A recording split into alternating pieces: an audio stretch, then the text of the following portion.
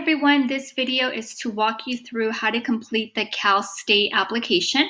The CSU application opens October 1st. To complete it, you would go to www.calstate.edu/apply.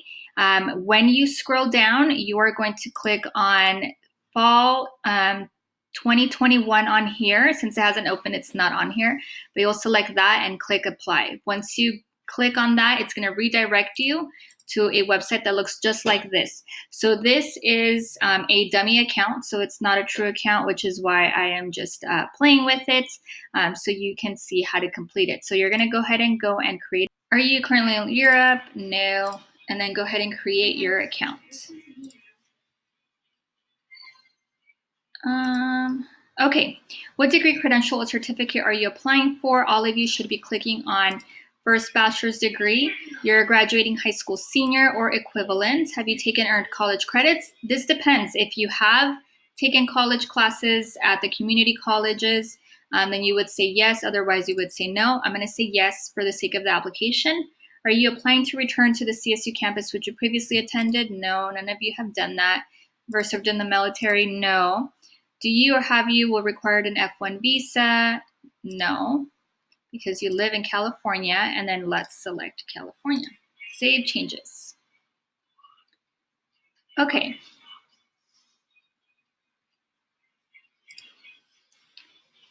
Okay, so let's go ahead and select our programs. So this is where you are applying for, what you are seeking for. So it'll tell you what programs you have added. So my plan is to go to Dominguez Hills. You will see a whole list, but because it's a dummy account, it doesn't show everything. It's already telling me I'm going to pay $70 for this application. You're going to go through all of these, and we can always walk you through them as well. So make sure that you're always reading everything you sign. Now, none of you have done the CASP, so you're going to mark that you have not done the CASP.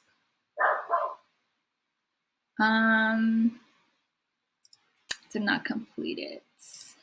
All right, save and continue. You're going to fill out all of these sections: name, birth information. This is demographic-like information. As you complete each section, it will end up giving you a check mark. You're going to put your address, permanent address, phone numbers, email. I strongly recommend that when it comes to email, you include your personal email, not your school email. So I would put my personal, unless you never check your personal, then put your school email. But I think it's a good time to get used to your personal email because you will not have a school email after you graduate. Select what fits you. If you're a U.S. citizen, permanent resident with a green card, if you're none of those, or if you have a visa. So if you're undocumented AB 540, you would indicate none. Race, ethnicity, you fill out what you identify with. If you don't want to state it, you would just say decline to state.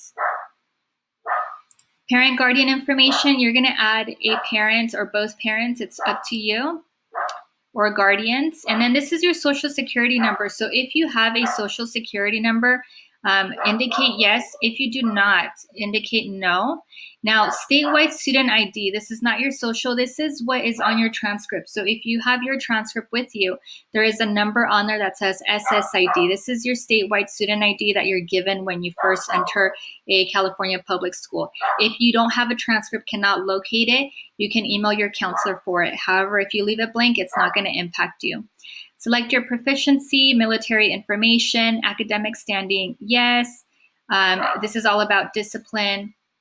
Now, CalFresh is something that we're always asked what that means. So the Cal State system has a program where they provide monthly food assistance to their students. By you selecting yes, it doesn't necessarily mean that you want this. You know, it means that you're interested. So my recommendation is to say yes, because we never know what life's going to throw our way.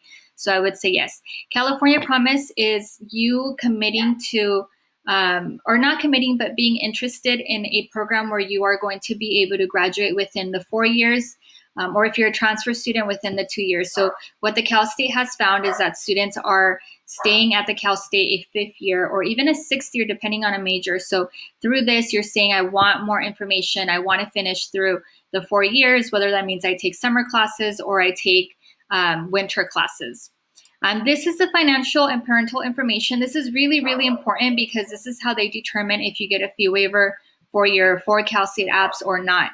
So make sure that you sit with your parent and you go through this information with your parent about their gross income, also their education level as well. If you do not know, you can indicate does not apply, or if one of your parents is deceased, you can indicate that or not in your life. So again, you're going to get a little check mark on each side that indicates you've completed this section. You would just go back to My Application. Under Academic History, this is where you put your high school. So make sure that you're locating your specific high school in here. In our case, we would just put Cerritos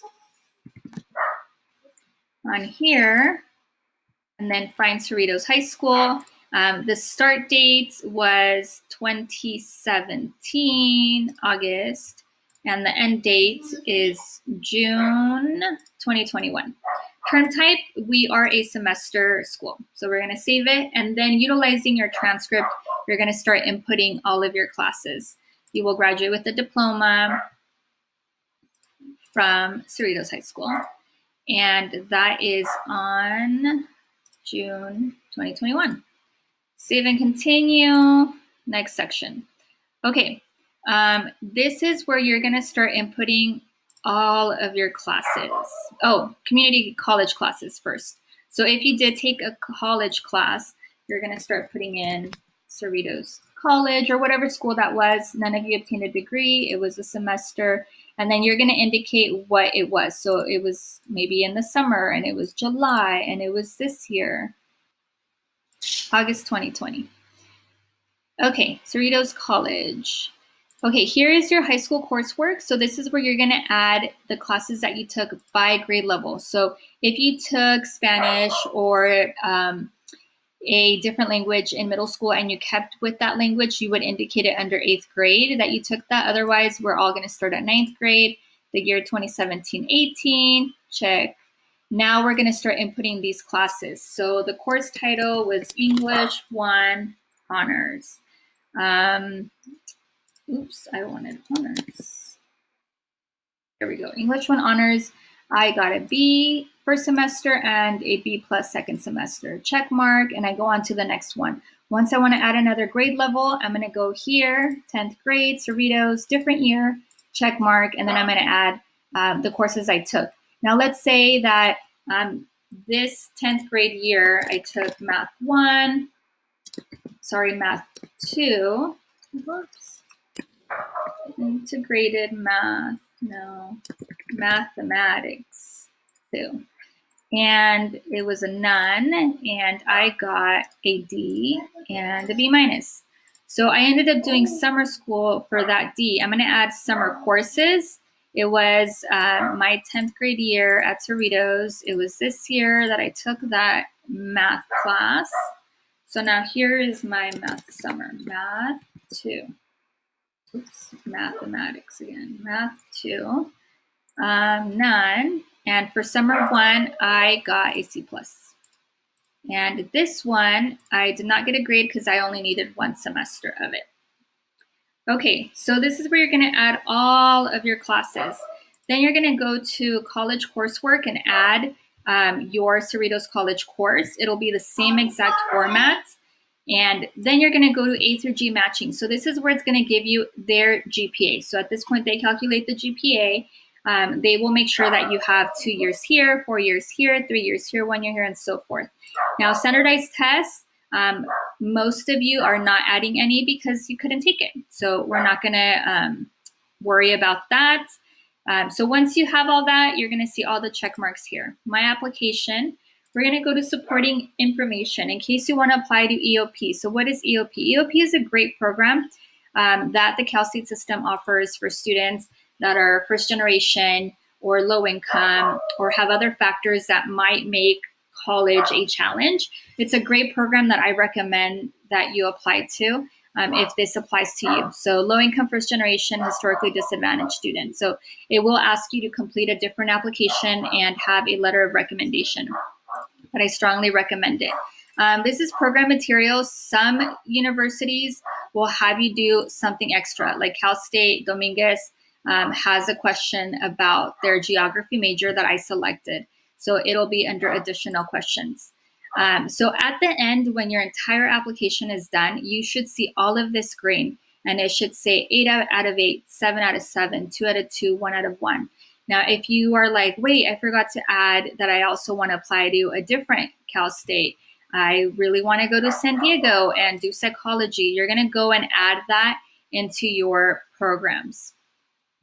So then under selected programs, now I see my 2 different schools and the majors that I've declared for that specific school and when my deadlines are to submit. Then I'm going to go to submit my application. It says I owe $140. If I don't end up owing anything because I qualified for a fee waiver, it'll say $0 on here. If you do have to pay, there is a format to pay via credit card or via mailing a check. I strongly recommend you pay with credit card and not mail a check. And then you go ahead and submit all. Then you can go in here and check your status as to, did I submit it? Do I want to print a copy? It's never a bad idea to print a copy. Now, the last thing I really want to point out is the CASID up here. This is your California State University ID.